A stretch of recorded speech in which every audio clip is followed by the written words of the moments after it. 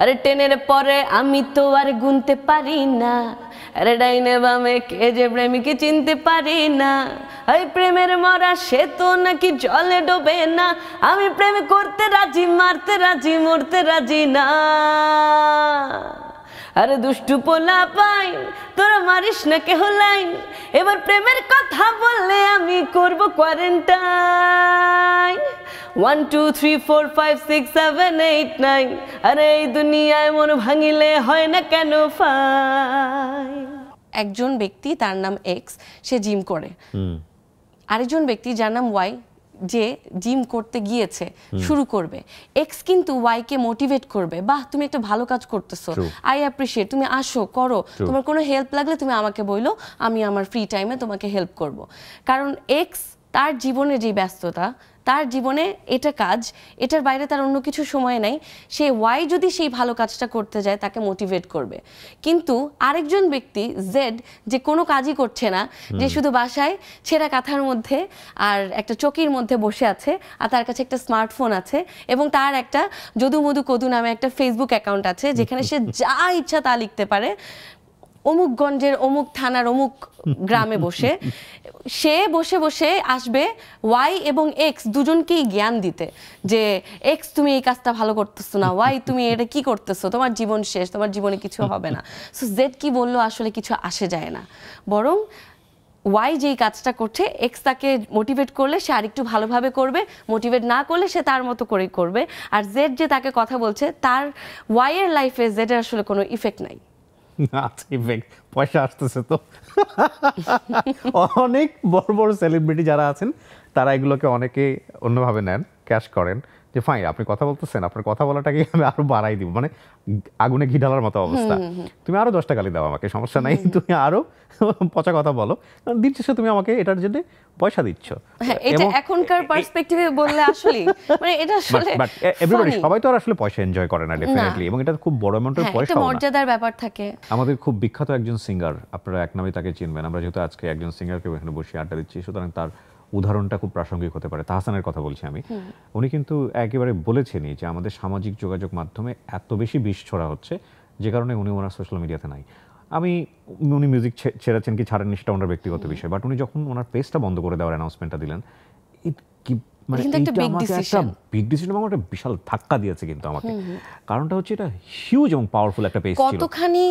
কতখানি মনে আঘাত লাগলে উনি এই কাজটা করেছেন আমি জানি না আসলে উনি কোন পয়েন্ট অফ ভিউ থেকে করেছেন, কিন্তু আমার কাছে মনে হয় মনে আঘাত লাগে। না, উনি বলেছেন যে খুবই টক্সিক এনভায়রনমেন্ট, এবং কেমন যেন টক্সিক হয়ে গেছে। কিন্তু আসলে আপনি যে কোনো কিছুতে যাবেন, এমন না যে শুধু গান বা আমরা গাচ্ছি আমাদের পারফরমেন্স, এমন না। কেউ রান্না করুক, গান করুক, কথা বলুক, আঁকাআঁকি করুক, যেই কাজটাই করতে যাক না কেন, প্রত্যেকটা কাজেই দেখবেন কমেন্ট সেকশনটা দেখবেন খুবই ডিমোটিভেটিং।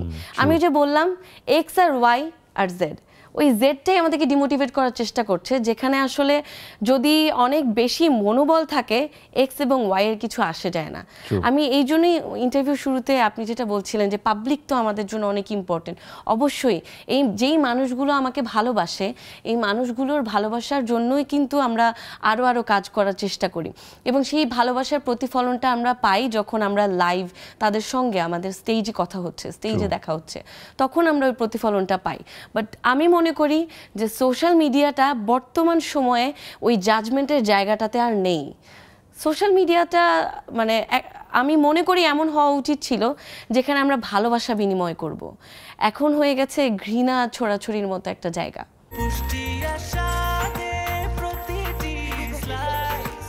ব্রেকফাস্ট, টিফিন কিংবা স্ন্যাক টাইমে মজাদার আয়োজন মানে অল টাইম ব্রেড। মিউজিকের প্রসঙ্গে একটু আসি। আমরা তো মিউজিক এনভায়রনমেন্ট নিয়ে কথা বলছিলাম। তোমার কটা অ্যালবাম করা হলো এখন পর্যন্ত? এখন পর্যন্ত আমার সোলো অ্যালবাম হয়েছে 5টা, আর মিক্সড অ্যালবাম অনেকগুলোতে গান গেয়েছি, সেটা অগণিত, মানে এখন পর্যন্ত। তোমার মৌলিক গান কয়টা?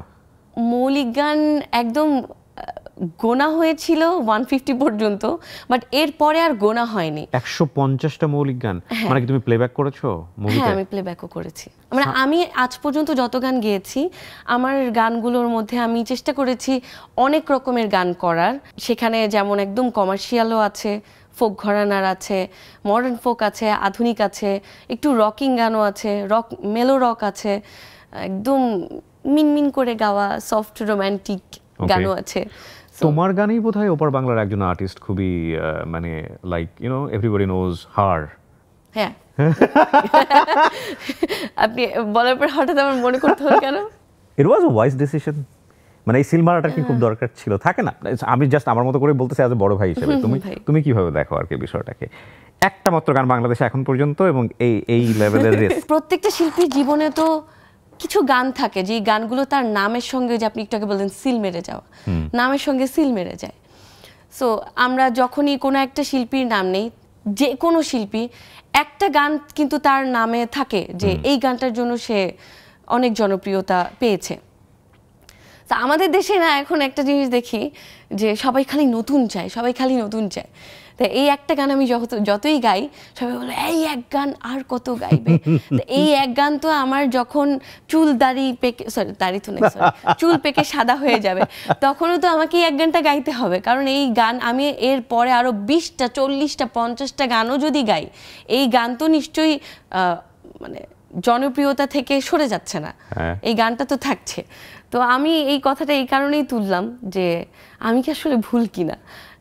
কারণ আমি মনে করি যে এই গানটা আমি না গাইলে তখন মানুষ গানটা ভুলে যাবে, আমাকে তো গানটা গাইয়ে গানটা বাঁচিয়ে রাখতে হবে। এই প্রশ্নটা কেন যে এক গান আর কত? যে কোনো শিল্পী যখনই তার একটা গান জনপ্রিয়তা পায় তখন তো এটা তার জন্য একটা অ্যাসেট। তো আমি আমার সম্পদ নিয়েই তো ঘুরে বেড়াবো, মানে এমন তো না যে আজকে আমি একটা বাড়ি কিনলাম, এই বাড়িটাতে আমি 10 দিন থেকে ফেলেছি, আমি আর এই বাড়িটাতে থাকবো না, কালকে থেকে আমার আরেকটা বাড়িতে থাকতে হবে। চলো তুমি আমাকে 2 লাইন শোনাও, তারপর একটা ব্রেকে যাই। আরে টেনের পরে আমি তো আর গুনতে পারি না, আরে ডাইনে বামে কে যে প্রেমিকে চিনতে পারি না, এই প্রেমের মরা সে তো নাকি জলে ডোবে না, আমি প্রেম করতে রাজি, মারতে রাজি, মরতে রাজি না। আরে দুষ্টু পোলা পাই তোরা মারিস না কেহ লাইন, এবার প্রেমের কথা বললে আমি করব কোয়ারেন্টাইন। 1 2 3 4 5 6 7 8 9, আরে এই দুনিয়ায় মন ভাঙিলে হয় না কেন ফাইন।